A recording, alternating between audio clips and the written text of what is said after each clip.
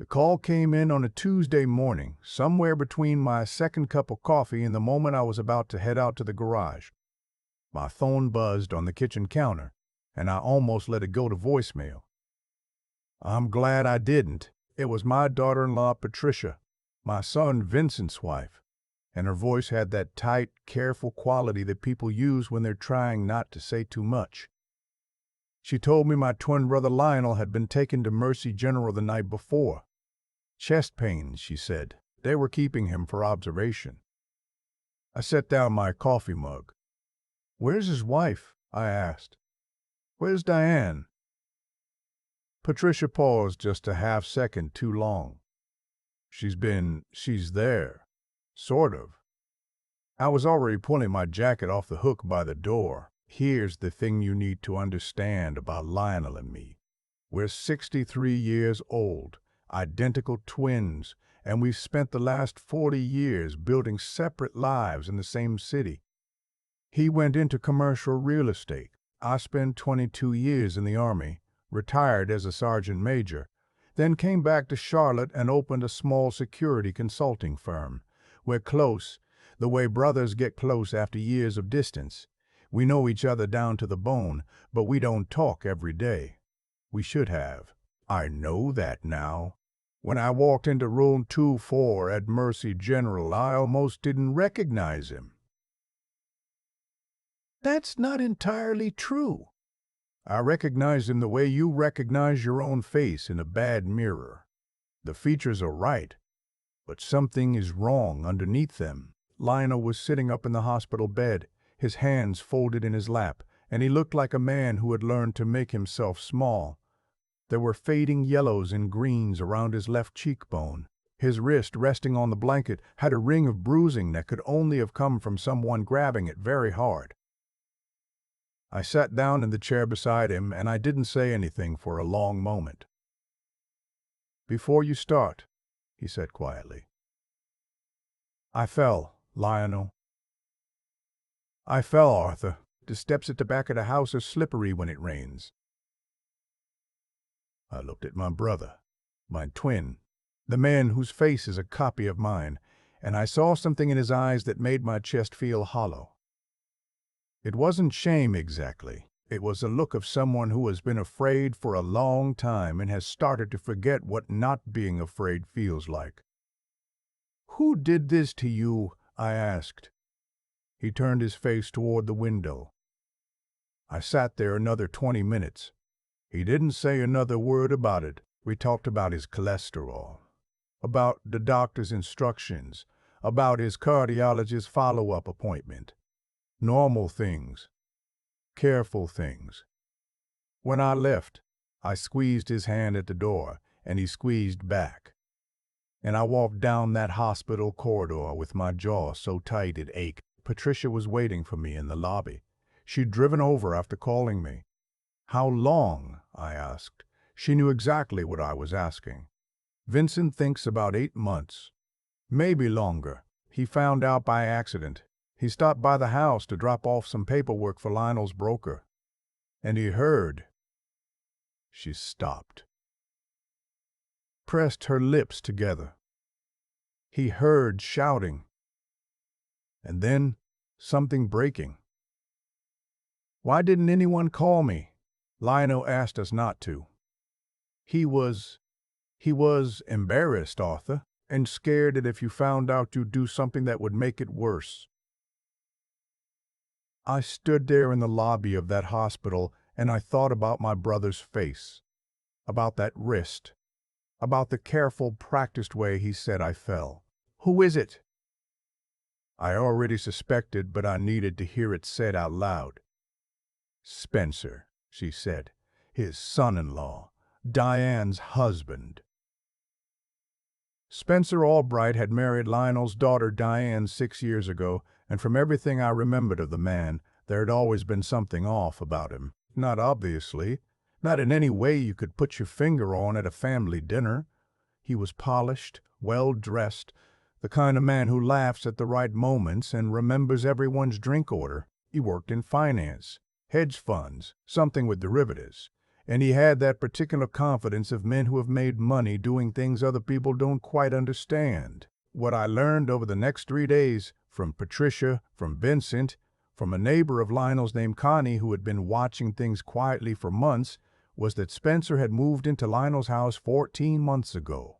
The official reason was that Diane wanted to be close to her father after his first cardiac episode. The real reason, as far as anyone could tell, was that Spencer's fund had taken significant losses, and the Albright household needed access to resources it no longer had. Lionel's house was worth $1.4 million. His investment portfolio was substantial. His health was fragile. Spencer had made himself indispensable. He managed Lionel's medications, drove him to appointments, handled the household accounts. Slowly, quietly, he had positioned himself between Lionel and everyone else. He'd convinced Diane that her father needed managing. He'd told Lionel that his memory was slipping, which wasn't true, or at least hadn't been true when it started, and that it was better if Spencer handled things. And when Lionel pushed back, when he asked questions about the accounts or tried to call his own financial advisor, Spencer pushed back harder. The bruises on his wrist were from the last time Lionel had tried to use his own phone to call his attorney. I drove home that night and I sat in my living room in the dark for a long time. I'm not a man who acts on impulse. 22 years of military service cures you of that, mostly. You learn to plan. You learn to think 3 steps ahead. You learn that the most satisfying outcomes come from patience and from using your position carefully. But I am also my brother's twin. I have his face and his hands and the same particular way of tilting our heads when we're thinking. And I had an idea that had been forming in the back of my mind since I'd walked out of that hospital room. I called Lionel the next morning. Told him I was coming to visit. He told me Spencer didn't like unannounced visitors. Spencer doesn't run my calendar, I said. Silence. Then quietly, Arthur, please don't. I'm not going to do anything, I said. I just want to see my brother. That's all. I went over that afternoon. Spencer answered the door, and I watched his face go through several quick adjustments when he realized who I was. He'd met me twice, briefly, years ago. He recovered fast, gave me the polished smile, shook my hand. Arthur, what a surprise! Come in, come in. Lionel was in the sitting room, and the relief on his face when he saw me almost broke something in me. We sat and talked for an hour, the 3 of us, Spencer present the entire time, never leaving the room. He sat in the armchair by the window like a man conducting a supervision. Every time Lionel started to say something that veered toward real, Spencer would smoothly redirect the conversation. I watched. I cataloged. I kept my face neutral and my voice easy. When I left, I shook Spencer's hand at the door again. He gripped it a little too firmly, the way men do when they're establishing something. Great to finally spend some real time with you, he said. And his eyes were doing that thing, that flat, assessing thing, that told me he was not actually pleased to see me at all. We'll be seeing a lot more of each other, I said pleasantly. Driving home, I called Lionel's attorney, a man named George Calloway who had handled Lionel's affairs for 20 years. George told me he hadn't spoken to Lionel in 11 months because every time he called, Spencer intercepted. George had concerns. George had a lot of concerns, actually. He just hadn't known what to do about them. I might need your help with something, I told him. Give me 2 weeks. Here is what most people don't know about having an identical twin. You learn, very early, how to be each other. Not as a trick, not as a game. You learn it because the world treats you as interchangeable, and at some point you start to understand how the machinery works. The gestures, the verbal tics, the particular way one of you laughs versus the other, the differences that exist are real. But they're subtle enough that people who don't know you well, people who have only been in your life for 6 years and see you primarily as an obstacle, would not catch them under stress. I spent 5 days at Lionel's house. We arranged it carefully, Lionel and I. He told Spencer he was going to visit a college friend in Asheville for several days, something he used to do every year before Spencer arrived. Spencer didn't like it, but Lionel had his cardiologist's approval and a bus ticket and an expression of such quiet determination that Spencer, calculating, let it go. I checked into the same hotel room Lionel had booked. Lionel went to Asheville, and the next morning, I walked into my brother's house.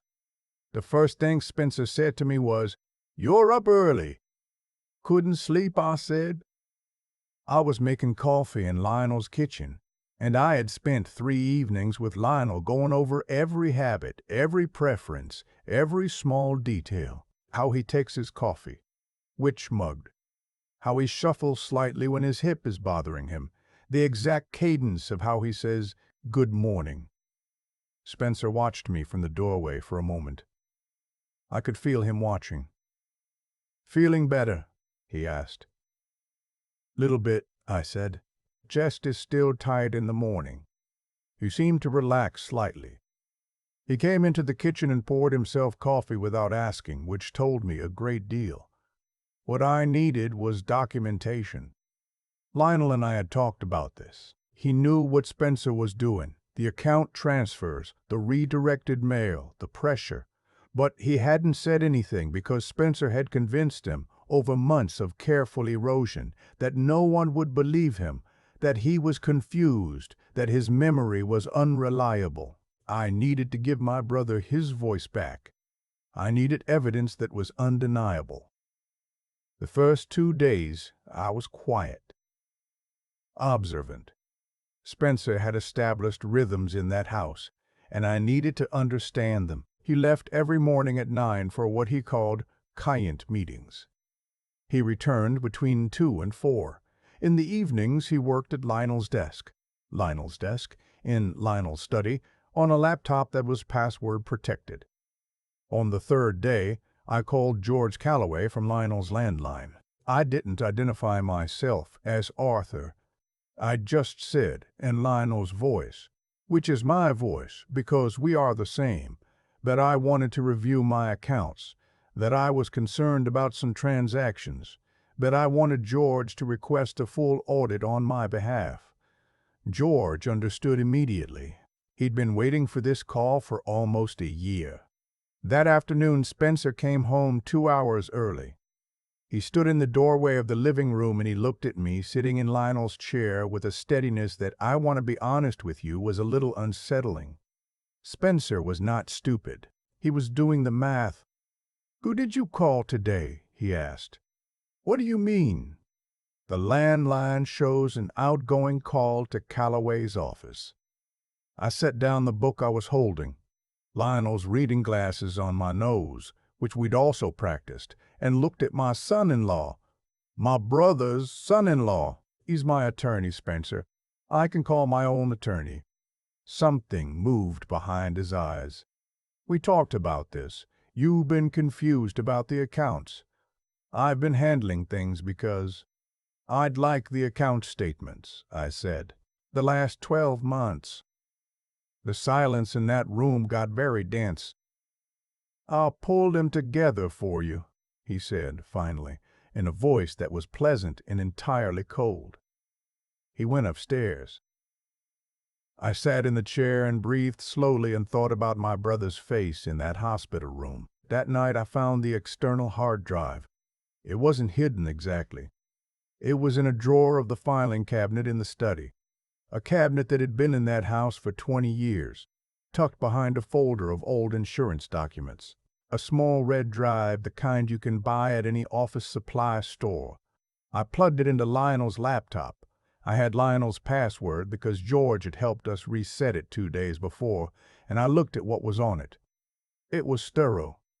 I'll give Spencer that. He'd been thorough and organized, and he'd kept records of everything, which is the particular kind of arrogance that comes from believing you'll never get caught. Transfer records, correspondence with a financial advisor I didn't recognize, a property deed, a condo in Fort Lauderdale that I was very sure Lionel did not know he had gifted to a shell company 18 months ago.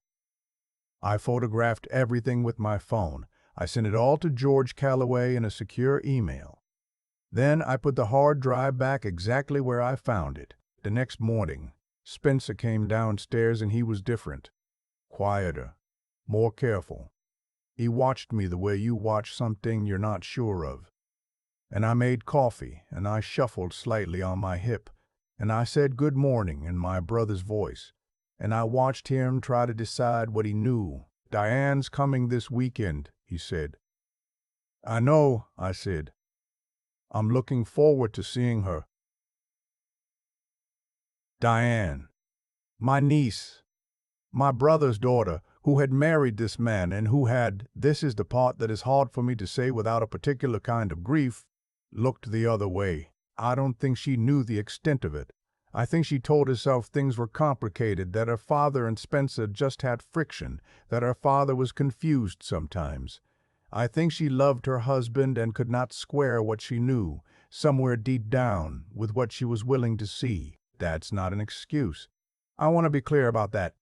But I also know that the people who look away are often doing so, because looking directly would require them to dismantle everything. She arrived Saturday morning, and when she walked through the door and hugged me, there was a moment, one brief moment, where something flickered in her face. A hesitation. A second of looking at me that was a half-beat too long. I was her uncle, after all, not her father. She knew us better than Spencer did. I hugged her back and said, "You look tired, sweetheart," which is exactly what Lionel would have said, and I watched her relax. That afternoon, while Spencer was on a phone call in the study, I sat with Diane on the back porch, just the two of us, coffee going cold in our mugs, the Charlotte afternoon settling around us. "How is he really?" she asked. "Daddy, he's tired," I said. "He's been tired for a long time." She looked at her hands. "Spencer says he's been more confused lately." "Diane," I said it gently, "your father isn't confused. He's been isolated." She looked up at me, and there it was. The thing she had been not looking at for months. It was right there in her face. She knew. Some part of her knew. "I don't know what you want me to. I want you to look at something," I said. I pulled out my phone. I had kept one photograph, one from the hospital, taken without Lionel's knowledge of his bruised wrist, because I'd had a feeling I would need it. I showed it to her. The color left her face. "He fell," she started. "No," I said, "he didn't." We sat there on that porch for a long time. She cried quietly and for a long time, and I let her, because she needed to get through that part before she could be useful to her father. That's not a cruel thing to say. It's practical. Grief and guilt are legitimate, but they can't be the last stop. By the time Spencer came back outside, Diane had washed her face and she had made a decision. I could see it in the straightness of her spine.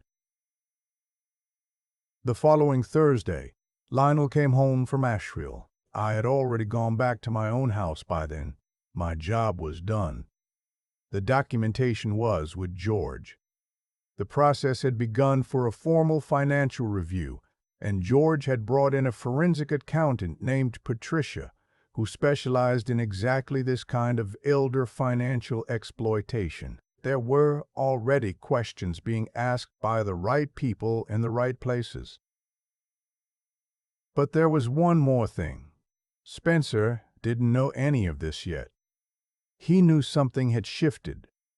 He was smart enough to fear the ground moving, but he didn't know the shape of what was coming. Lionel called him and Diane into the living room on Friday evening.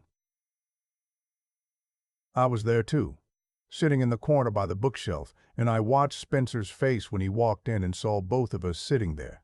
His eyes moved from Lionel to me and back to Lionel, and I watched him understand, finally, what had happened. His expression didn't collapse all at once.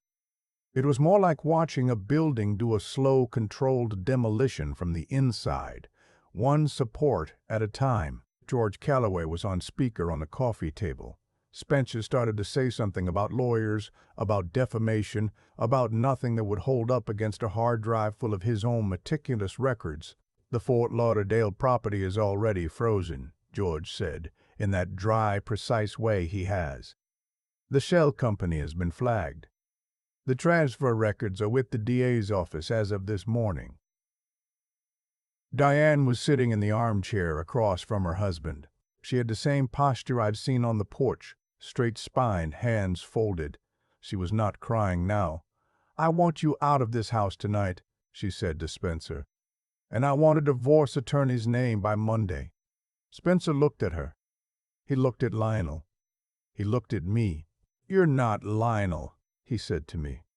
It wasn't quite a question. "No," I said. "I'm not." I've thought about that moment a lot since then. There was something almost clarifying about it.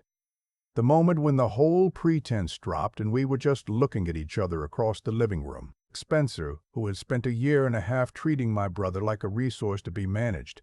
Me, who had spent 5 days in my brother's life seeing exactly what that management looked like from the inside. "Arthur," he said, like he was testing the name. "Sergeant Major, retired," I said, "though I don't need the rank. I just need you to understand that I'm the kind of person who is very, very patient and very, very thorough." He left that night.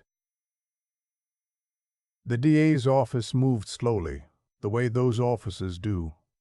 But they moved. The forensic accounting found transfers totaling just over $380,000 across 14 months. Money moved in small enough increments to avoid automatic flags, but large enough to matter. The Fort Lauderdale condo had been purchased in the shell company's name with funds from an account Lionel hadn't known existed under his own Social Security number.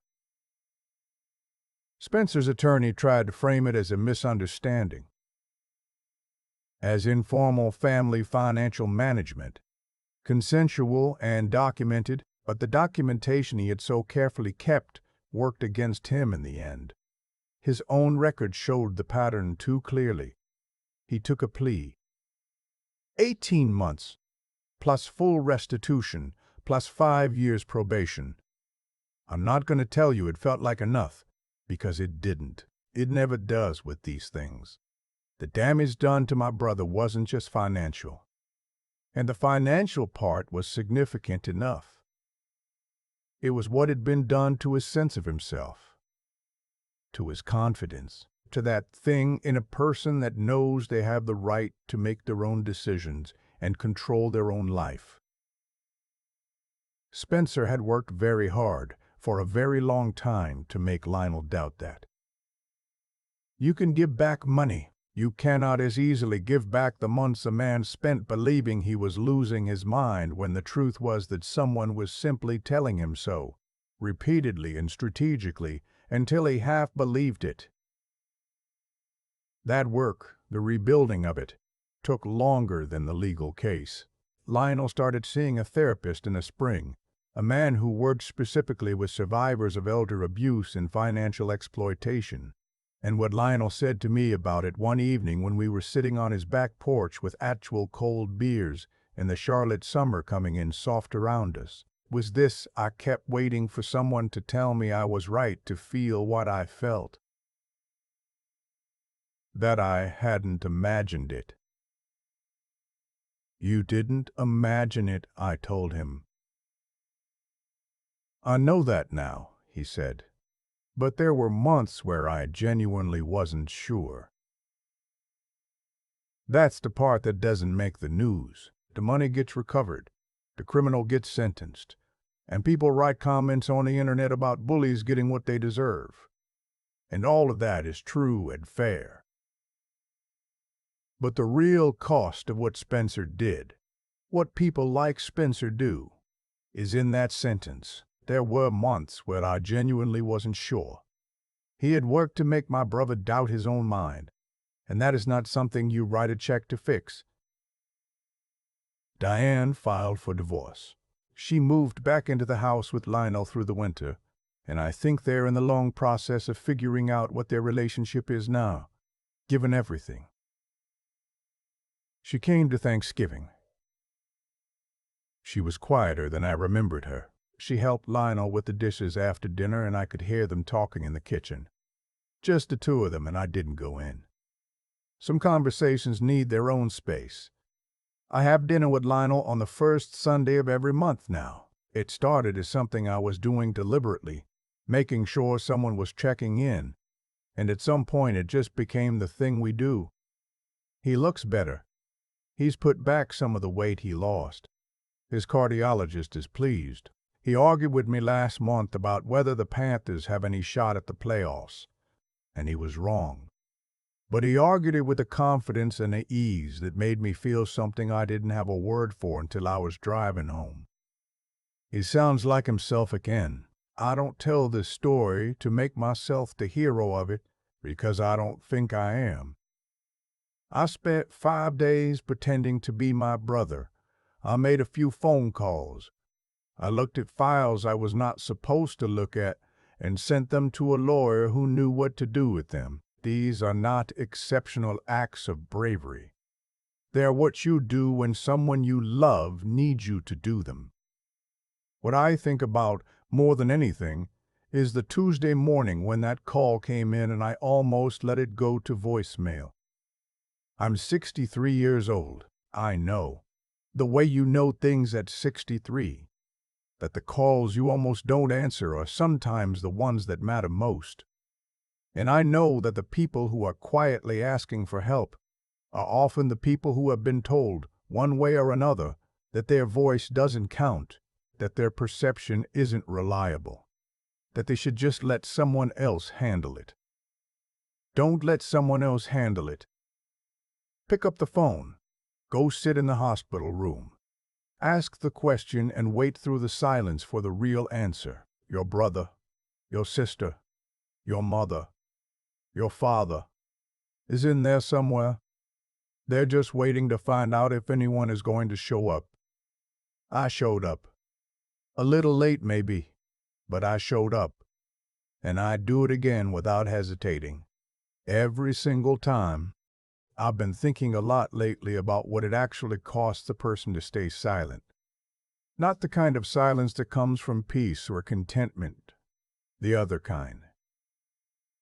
The silence that gets built up, slowly, by someone who has decided that your voice doesn't matter, that your memory can't be trusted, that you should just let them handle it. That's what Spencer did to my brother, not in one dramatic moment, but over 14 months of small, careful erosions. A redirected phone call here, a gentle correction there. You seemed confused about that, Lionel. Let me take care of it. And Lionel, who is a smart man, a successful man, a man who built something real with his own hands over 40 years, started to believe it, not because he was weak, because that's what sustained, calculated pressure does to a person, when the person doing it is someone they trusted. There's a line I keep coming back to from something Lionel said to me last spring, sitting on his back porch with the evening coming in easy and warm. I kept waiting for someone to tell me I was right to feel what I felt. That sentence has stayed with me, because what Spencer understood, and what people like Spencer always understand, is that the fastest way to control someone isn't force, it's doubt. Make a person doubt their own perception, and you don't need to lock any doors. They'll stay put on their own. What I know now, at 63, is that intelligence without integrity is just a tool for taking. Spencer was smart.